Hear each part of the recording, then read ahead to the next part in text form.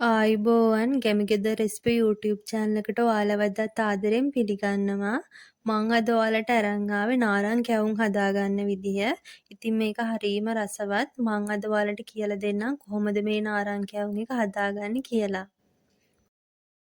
මුලින්ම අපිට ඕන වෙනවා ගාගත්ත පොල්. මම මෙතන පොල් ග්‍රෑම් 200ක් අරන් තියෙනවා. ඊළඟට පාන් පිටි ඕන වෙනවා. මම මෙතන පාන් පිටි ග්‍රෑම් 100ක් අරන් තියෙනවා.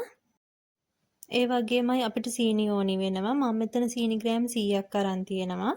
කහ කුඩු, ලුණු කුඩු, මද රසන වතුර අපිට ඕනි වෙනවා. මේ ටික තමයි අපිට නාරං කැවුම් හදාගන්න ඕනි කරන්නේ.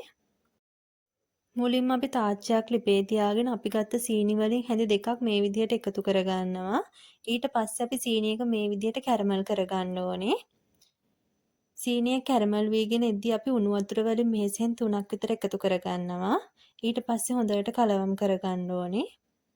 ගින්දර අපි සාමාන්‍ය මධ්‍ය ප්‍රමාණය තමයි තියාගන්නේ.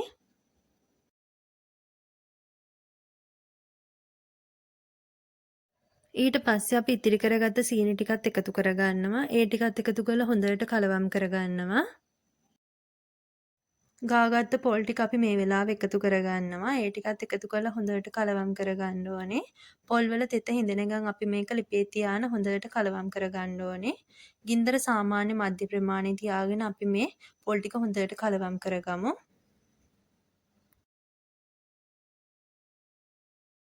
ඊළඟට මම මේකට එකතු කරගන්නවා ලුණු වලින් තේ හැඳි කාලක් විතර.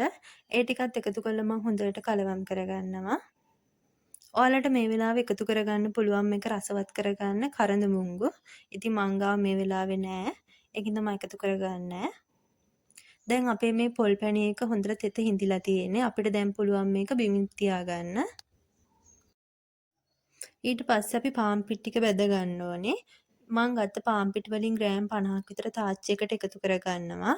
ඒ ටික එකතු කරලා හොඳට බෙද ගන්න ඕනේ. ගින්දර සාමාන්‍ය ප්‍රමාණය තියාගෙන තමයි අපි මේ පාන් පිටි ටික බෙදගන්නේ. පාන් පිටිවල හොඳ සුවඳක් එනකන් අපි බෙද ගන්නවා. ගොඩාක් වෙලා බෙදගන්නේ නැහැ. දැන් මගේ මේ පාන් පිටි එකේ හොඳ සුවඳක් එන වෙලාව. ඉතින් මම මේක දැන් බිමින් තියා ගන්නවා. බෙදගත්ත පාන් පිටි ටික අපි මේ විදිහට පොල් එකට එකතු කරගන්නවා. ඊට පස්සේ ඒ ටිකත් හොඳට කලවම් කරගන්න ඕනේ.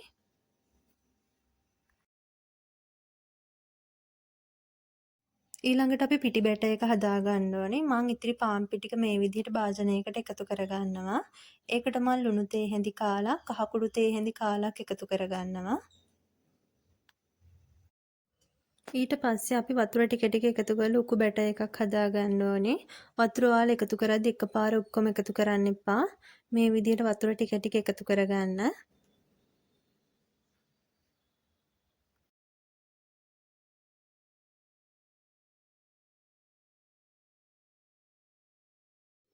බැටර් එකේ පදම තියෙන්න ඕනේ මේ ගානට. ගොඩක් දියාරු කරගන්නත් එපා.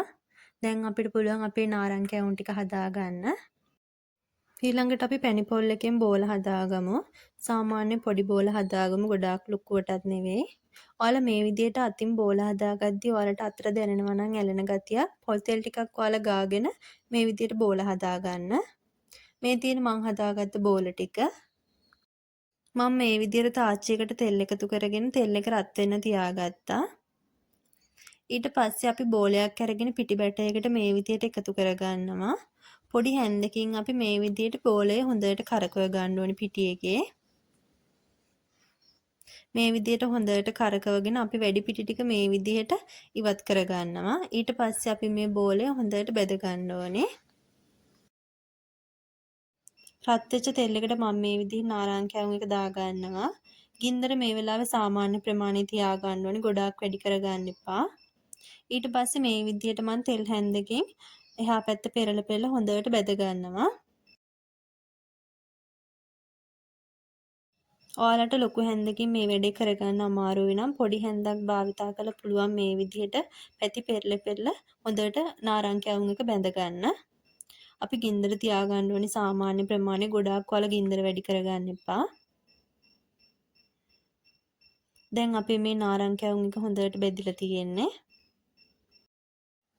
මේ තියෙන්නේ මං හදාගත්ත රසම රස නාරං කැවුම් ටික. ඉතින් තේ එකක් බොන වෙලාවට හරිම රසවත් කෑමක්. ඔවත් හදලා බලන්න. අනිවාර්යෙන් ඔවත් ආස වෙයි. ඉතින් මේ වගේ දිගටම අපේ වීඩියෝ බලන්නවා කැමති නම් අපව සබ්ස්ක්‍රයිබ් කරලා තියාගන්න. ඒ වගේම යටින් කමෙන්ට් එකක් දාගෙන යන්න අමතක කරන්න එපා. එහෙනම් අදට ගිහින් එන්නම්. ඔයාලා හැමෝටම සුබ දවසක්.